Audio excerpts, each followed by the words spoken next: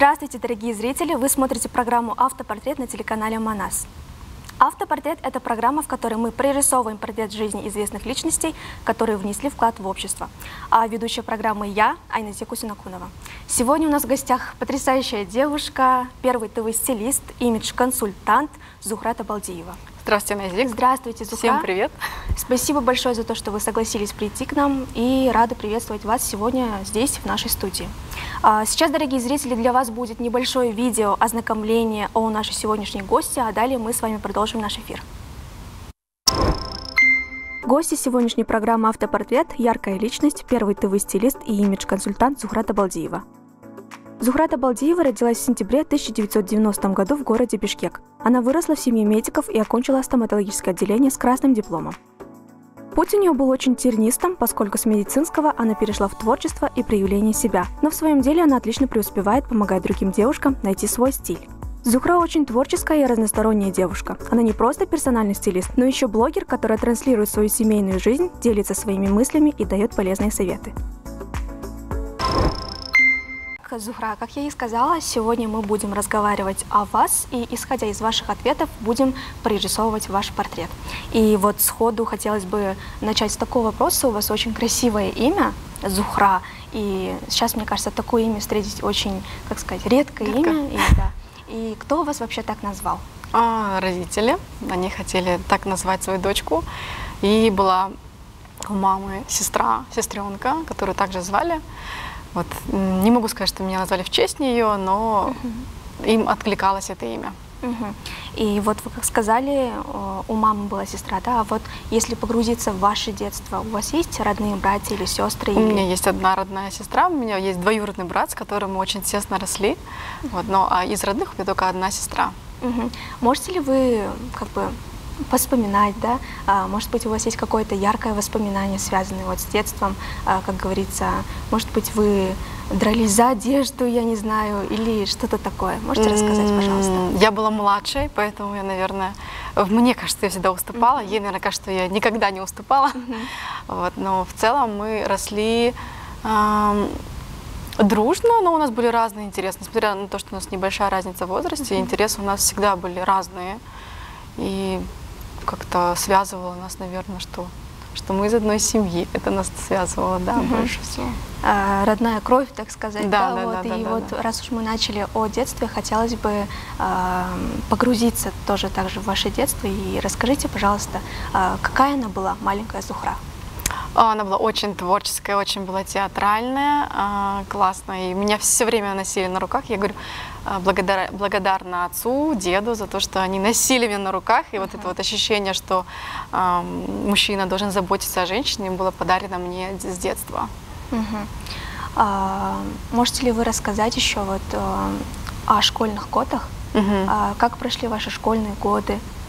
Каким вы ребенком были? Как вы учились вообще в школе? Какие-то воспоминания, связанные со школой? Знаете, мы сегодня будем, как сказать, говорить о вас и вспоминать вообще, вот погрузимся вот в то время, чтобы было что вспомнить, да, вот бывает же такое. Я как раз вчера говорила с дочкой своей, мы обсуждали, что есть отличники, есть и подвоечники. Я говорю, я вот была среднячком, я не была отличницей, не была двоечницей, ну такая вот, среднячок. Говорю, меня это устраивало. Вот, что еще в школе мы делали? В школе я попала в КВН, собственно, где мы познакомились дальнейшем с моим супругом. Я всю жизнь занималась музыкой, с 3 лет я занимаюсь музыкой. Я, наверное, логично было бы продолжить этот путь, но вот он не сложился у меня тогда. Поэтому меня всегда окружало творчество. То есть вы были творческой личностью, начиная вот с детства, да? И может быть, есть у вас какое-то воспоминание, например, вы там сидите, кто-то дергает за косичку, да, что-то такое, может быть, то, что вы вспоминаете время от времени с таким воспоминанием, да, может быть, рассказываете своим детям. У меня очень был такой класс мы не были дружными. Мы все с друг другом общались. Вот я смотрю на там других людей, опыт их там классный, там дружно что-то делают. У нас такого не было, у нас были компаниями. И вот свою компанию я очень хорошо помню. Причем мы общались и с мальчиками, и с девочками. И вот внутри компании мы были очень дружны. И такие вот внутренние прикольчики, что-то там такое детское, наивное было. Сейчас это большие дяденьки, и смотришь на них и так думаешь, блин, это мы ржали, короче. И мы вывели теорию, что не бывает взрослых людей, все дети остаются детьми, просто мы играем в социальную роль, что мы взрослые, а на самом деле, когда мы встречаемся, мы все те же пятиклассники, 5 Д-класс. 5 Д-класс, ага. А вы учились в одной школе или, может быть, время от времени? Нет, ага, я училась от и до в одной школе. Вот, если не секрет, сколько вас вообще было в компании? Иногда такое бывает, может быть, там, третий лишний, да, или как-то человек себя некомфортно чувствует, я не знаю. У нас так менялось. То мы с одними дружили, то с другими. Количество не назову, наверное, может 5-7. Если в классе было 28-3 человека, где-то около 7 человек было в компании. И вы по сей день дружите, да, как я поняла? Мы общаемся только в социальных сетях. Мы там не встречаем. Я говорю, у нас не дружный класс, другие классы встречаются там регулярно, да, 5 лет с выпуска, 10 лет, сбор. Все. У нас такого нет. Мы из-за того, что с кем мы соприкасаемся по профессии, мы часто видимся. В соцсетях со всеми общаемся. Хорошо. И вот продолжим о вашем детстве. И в подростковом периоде во время школы многие начинают как-то задумываться, задаваться вопросом, кем они хотят стать в будущем.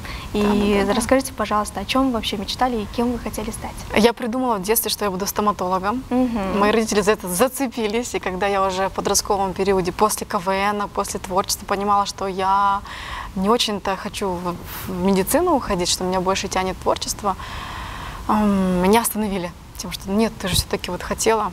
И там вот, думая свой путь жизни, я сейчас понимаю, что мне не хватило смелости тогда сказать, ну, это не вина в том, что родители не дали, а я была не настолько смела тогда и сказать, нет, я все-таки решила, что я хочу быть вот тут, я хочу реализовываться здесь.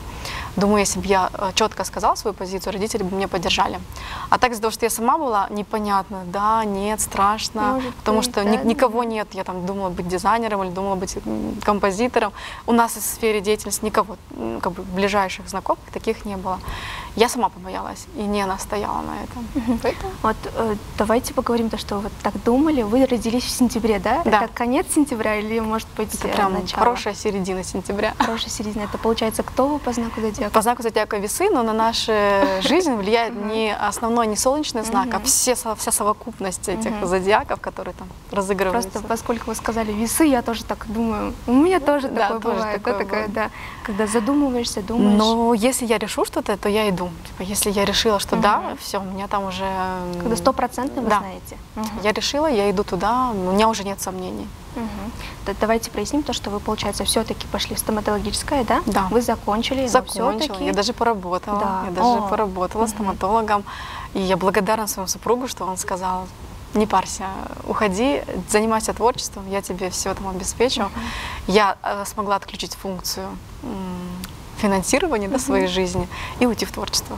Это очень хорошо, когда рядом есть такие близкие люди, которые могут, наверное, вас поддержать. Да, это прям максимально. И вот вы девушка, которая с модой на «ты», можно сказать, и являясь персональным стилистом, вообще как вы пришли к этому? Вот мы сейчас узнали то, что вот вы с стоматологического ушли вот в творчество, да, такая вот. В 2 года жизни я встретила всех своих самых значимых людей. Это был вот Асхат, были мои друзья, и был мой учитель, который меня привел в профессию. Это вот такие 2 года, за которые я просто говорю, вот эти года жизни изменили все. Тогда я встретила, я поняла, что я пошла в модельное агентство, там пыталась как-то себя найти в модельном бизнесе, и там я узнала, что есть такая профессия, как закадровая, да? Когда ты не сам в кадре. У меня миниатюрный рост, я не могла бы быть моделью, тогда не было стандартов. Сейчас есть модель петит, модель плюс сайз, тогда были только стандартные модели. Несмотря на это, я выиграла как-то конкурс красоты. Я такая... Потому что такая потрясающая, красивая девушка. Ну, в смысле, я там соревновалась с девушками стандартной внешности, стандартной модельного роста, и все думали, что я купила это место. Вот, но я говорю, ну, я для себя сделала галочку, типа, я это сделала. Самостоятельно. Самостоятельно, сама. Ну, и что там еще было? Тогда я познакомилась, что есть закадровая жизнь, что не только в кадре можно работать. Потом в тот период жизни мы путешествовали в Китай, я была в Гонконге. У меня была прекрасная возможность побыть за кадром, прям когда снимали журнал. Я просто в это влюбилась, и я хочу так же. И стала потихоньку делать. Этой профессии не было в Кыргызстане тогда. Это только все вообще не существовало. Когда я приходила на телевидение и говорила, вот давайте, вот такие-то форматы.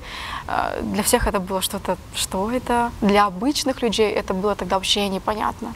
Типа, зачем обращаться к стилисту, как сейчас, зачем обращаться к психологу? Всё, да? Типа, это типа не нужно. Это сейчас из-за того, что соцсети так развили, не знаю, все.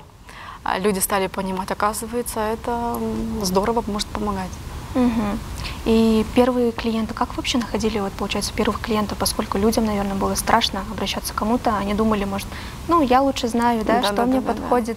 Как вы вообще находили первых клиентов тогда? Я не знаю, это, наверное, провидение привело мне моих первых клиентов. Я не знаю, откуда они меня нашли.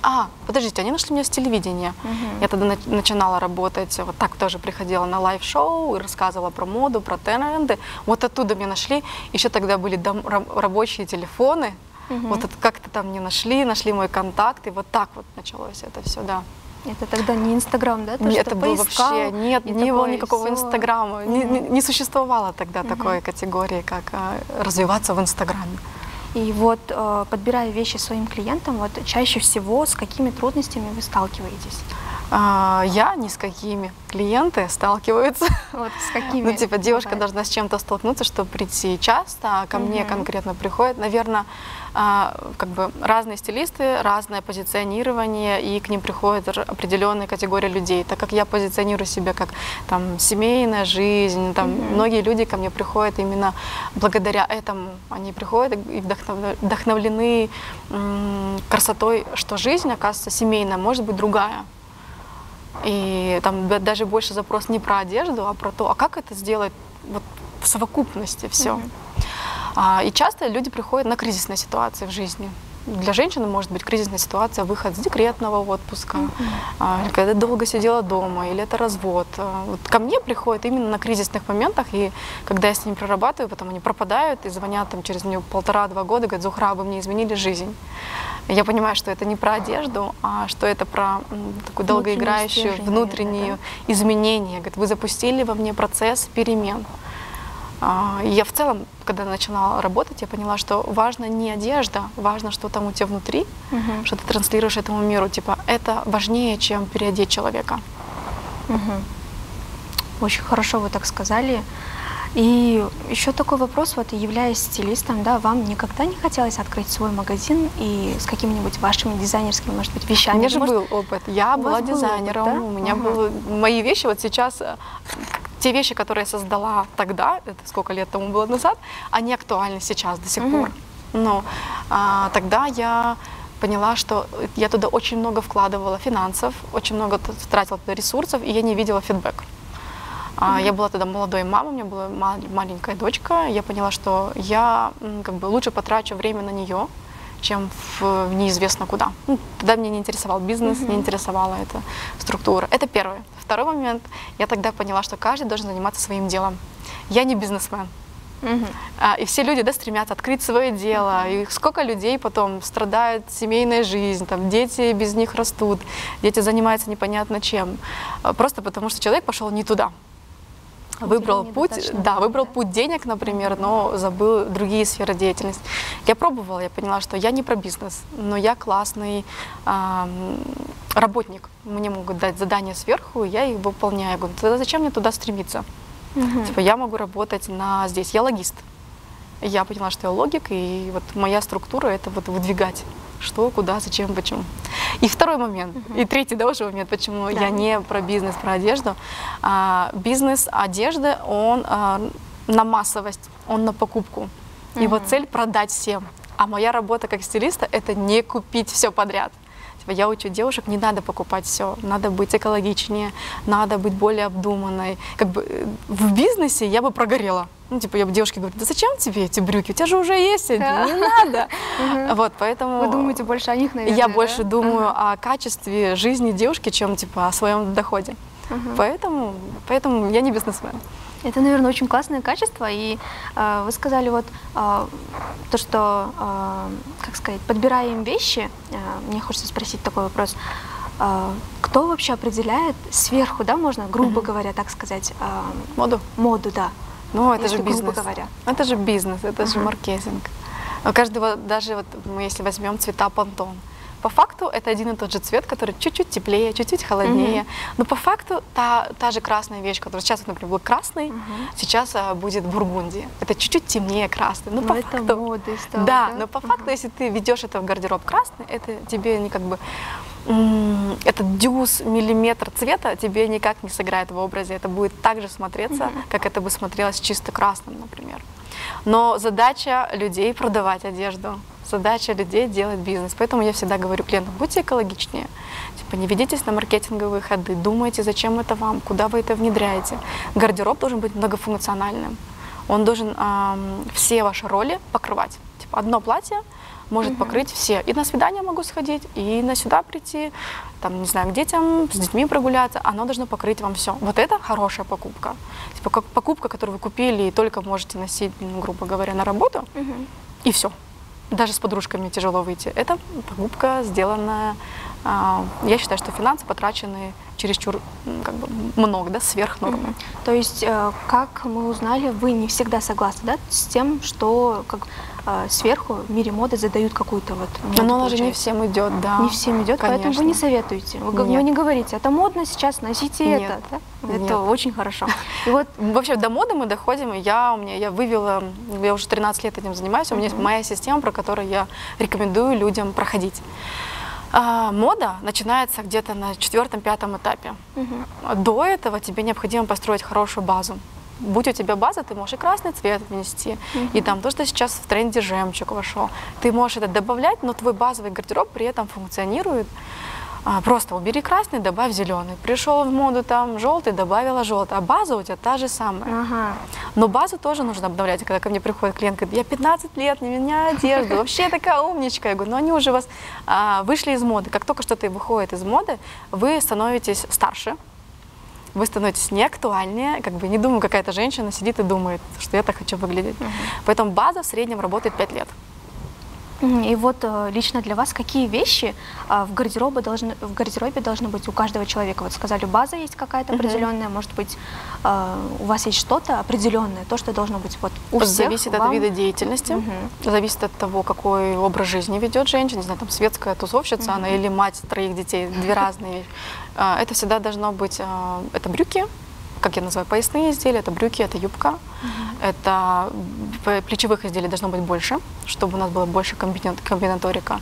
Это платья, туфли должны быть, что-то на плоском ходу, сумка нейтрального цвета, и все это должно быть ваших гармоничных базовых цветов, на которые потом вы будете наращивать все остальное. Это такое, как кубик Рубика.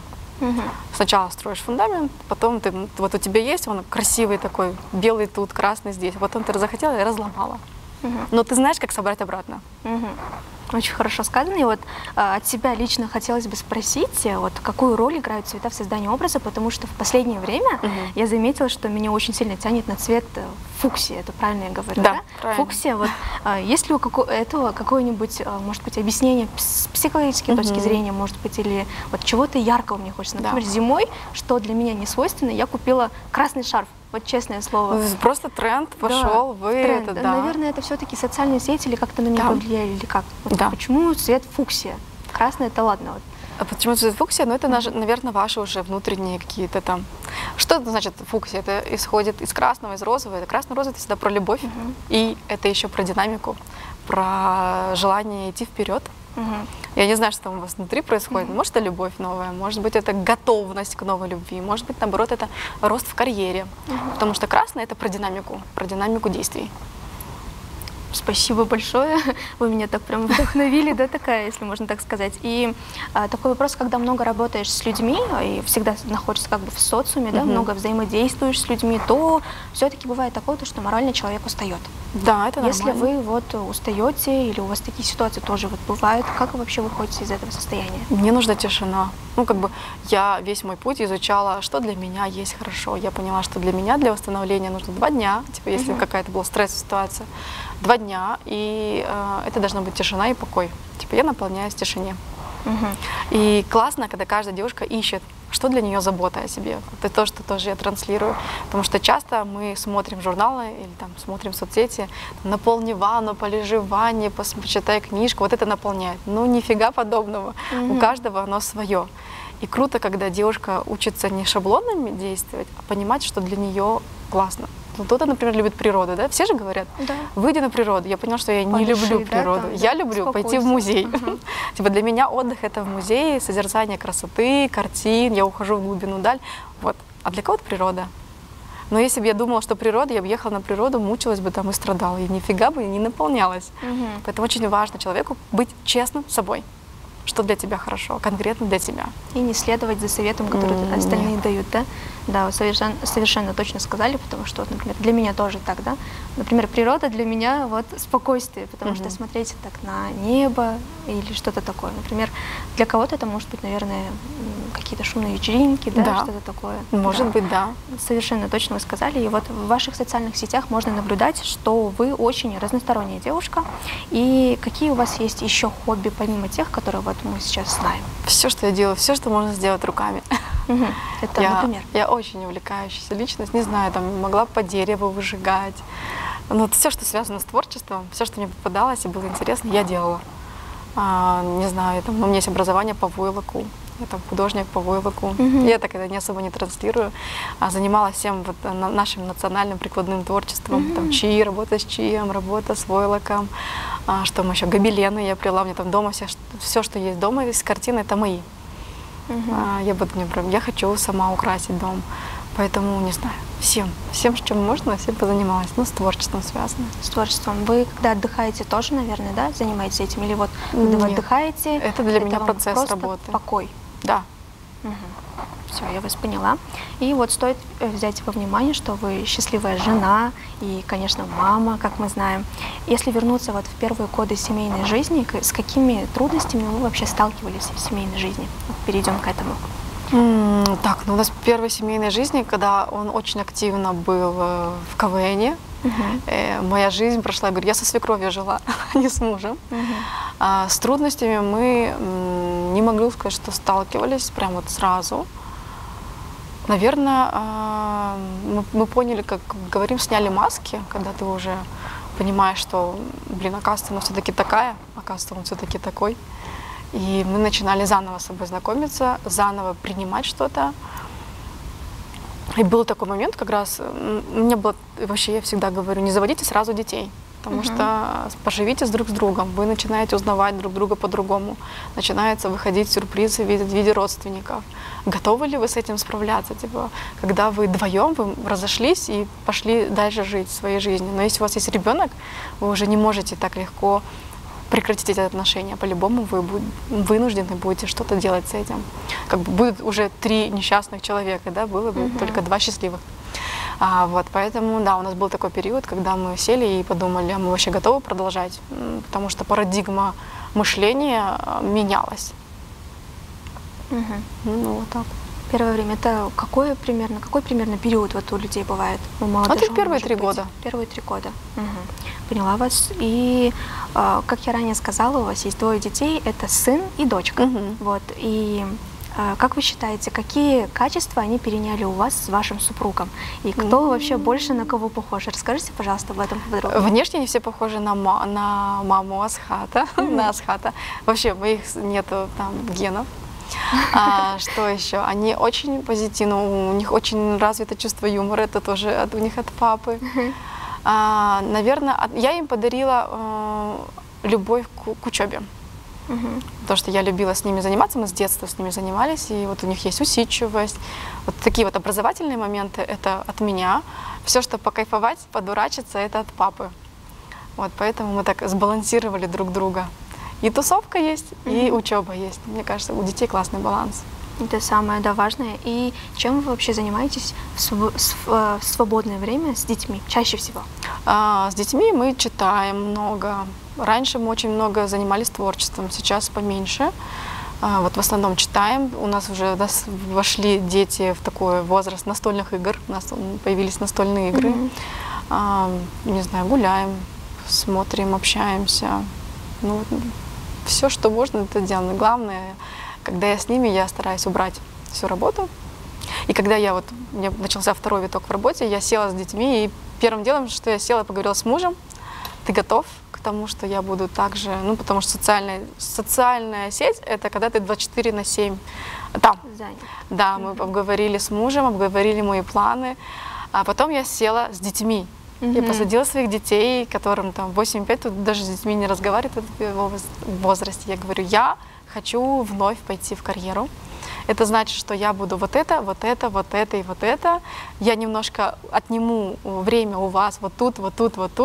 Типа, ну вот так. Типа, я не согласна или не согласна. Я просто сказала, что это факт, который типа, вам нужно принять. И мы как-то будем в этом существовать вместе. Да, они поняли. И они не мешают вам, наверное, когда вы чем-то заняты, да, или понимают, что вы, мама занята, да. А сейчас нельзя ее трогать, да? Это выстраивание границ, которые необходимо делать изначально с детьми, когда у мамы есть свое пространство, и тут у всех свое пространство. Кто-то любит кушать в тишине, готовить, кто-то там в душе сидеть один. И это нужно сразу делать изначально, не там, когда им уже там 8 лет, а изначально вводилось. И у нас есть правило. Я говорю, я работаю, мне нужна тишина. Либо ты со мной рядом тихо сидишь, не можешь сидеть тихо, выходи из моей комнаты, я работаю сейчас. И как бы, да, они принимают это правило. Ну и то же самое у меня, если они говорят, я хочу побыть один в комнате, типа, выйдите, пожалуйста, из моей комнаты. Это очень здорово. Мы тоже выходим из его комнаты и уважаем, что он сейчас хочет там, не знаю, мяч попинать в дверь. Так что это очень здорово. Это обоюдный процесс. Да. Хотелось бы еще спросить, когда у людей появляются дети, они хотят, чтобы они очень развивались, да? Чтобы все знали, были такими развитыми, грубо говоря. Уникальные во всем. Да. Как вы считаете, стоит ли их отдавать во все возможные какие-то секции, кружки, для того, чтобы вот найти, может быть, какой-то путь помогать, либо наоборот, когда человек, вот ребенок устает просто от этого и в будущем не хочет абсолютно ничего? Мне кажется, надо смотреть на ребенка. Все меняется. Ребенок не хочет, устает, это значит, нужно, не знаю, обследование пройти. Да, вот мы очень часто, да, неусидчивость детей не воспринимается просто вот он непослушный, вот он капризный. Да нет, он не капризный, у него есть какие-то органические потребности в головном мозге. Очень много родителей об этом не думают. Так как просто моя сфера деятельности связана с психологией, очень много, моя подруга близкая именно занимается этим. Мы видим, насколько важно соблюдать режим дня ребенка, насколько важно его обследовать, несмотря на то, что вроде бы здоровый ребенок, все равно пойди посмотри. Как только вы даете лишнюю нагрузку, мозг его не справляется, и начинаются капризы, начинается истерика. Это необходимо родителям мониторить весь процесс. Это не про то, что я отдала его везде и всюду. Ты должна отдать и мониторить, а как он себя чувствует. А почему он сюда не хочет идти? Может быть, это совсем не про то, что ему шахматы не нравятся, а ему педагог не нравится. А тот ли этот педагог? Я вот, например, стала только на опыте это проявляется. Вот Ай нужны одни педагоги, дочки моей, сыну нужны совсем другие. И если педагог там не соответствует его критериям, он не будет ходить. Но это не значит, что ему рисовать не нравится. Это значит, что ему девушка это не подошла. Ему нужен вот такого-то плана педагог, вот такого-то возраста, с такими-то ценностями, да, и вот с этим он будет заниматься. И родителю очень важно мониторить все это. Ну, на самом деле это не про то, что ты спихнул куда-то ребенка и там с ним разберутся. Нет. Как бы дирижер оркестра — это ты, типа родитель. И я смотрю, так, этот не подходит, меняем сюда, я перекидываю. Но, может быть, мне легко об этом говорить, потому что я такая логист. Вот, но в целом может это быть, важно. Кому-то, да, вы дадите такой вот полезный совет. Мне кажется, это очень важно, потому что некоторые говорят, ну, ему там не понравилось, он сказал, не пойдет. Ну, я и решила, что он не пойдет. Вот вы хорошо сказали, что нужно сменить, да. Понять, почему он не пошел. И мои дети знают, я всегда говорю, мы развиваем ум, мы развиваем творчество. У нас творчество, в смысле музыкальное, творчество, в смысле ручное. Хотите, что хотите, выбирайте. Мы ходили на рисование, говорят, мы устали. Окей, вот я им даю. Есть еще вот это творчество, есть вот лепка, есть вот это, есть вот это. Они такие, о, давай сюда. Давайте, пошли, посмотрели, все понравилось, идем. Вполне возможно, что они мне потом скажут, мы устали от лепки. Ну и ладно, как бы, у меня нет задачи, чтобы они гончарами там стали всю жизнь. У меня есть задача показать им. Я всегда говорю, вот например, то, что у меня было в жизни музыка, это спасло меня в подростковом периоде. Типа, когда начинают бушевать гормоны, когда тебя все бесят. Я просто садилась за инструмент и типа выплескивала там свои эмоции. Я говорю, круто, когда у человека есть много экологичных способов пережить травму в своей жизни. Много экологичных способов получить счастье. Потому что если у человека нет картинки мира, что счастье — это путешествовать, он никогда не поедет путешествовать, он никогда не подумает, блин, я же там дофамин себе получу. Он пойдет, не знаю, в соцсети или там пойдет какими-то пристрастиями, да, неэкологичными пользоваться. Разными. Поэтому моя задача как родителя — показать разносторонность этого мира. Это очень здорово. И думаю, то, что вы многим мамам дали такой полезный совет, и они, наверное, вот 100%, не наверное, 100%, да, прислушайтесь, воспользуйтесь таким советом, хочу сказать. И давайте поговорим еще немного про отношения, да, скажем так. Вот. Хочется задать вам такой вопрос: можно ли вернуть в отношения, если вот когда у кого-то страсть, искра, любовь угасла, может быть, или, может быть, совсем прям погасает, или наоборот, угасло уже совсем? Отношения — это то, где два партнера стараются, два партнера хотят, два партнера стремятся. Отношения — это дисциплина. Это когда ты вводишь правила, потому что сейчас в нашем графике жизни, если мы со Асхатом не запланируем свидание, мы с ним просто можем не встретиться. Точнее, мы с ним встретимся вечером, когда уже все вымотанные там дети, и мы им энергию дадим, все, мы просто не побудем друг с другом. Поэтому мы поняли, это график, это планирование, и кто-то должен заниматься этим в жизни. Да, конечно, хочется романтического букетного периода, когда все спонтанно, но когда чем больше мы становимся старше, тем меньше у нас становится, наверное, возможности на эту спонтанность. Когда у тебя много обязанностей, там, ты руководитель, у тебя там 95 подчиненных, а у тебя там 2 детей, ты все это думаешь. Романтику нужно вносить самому.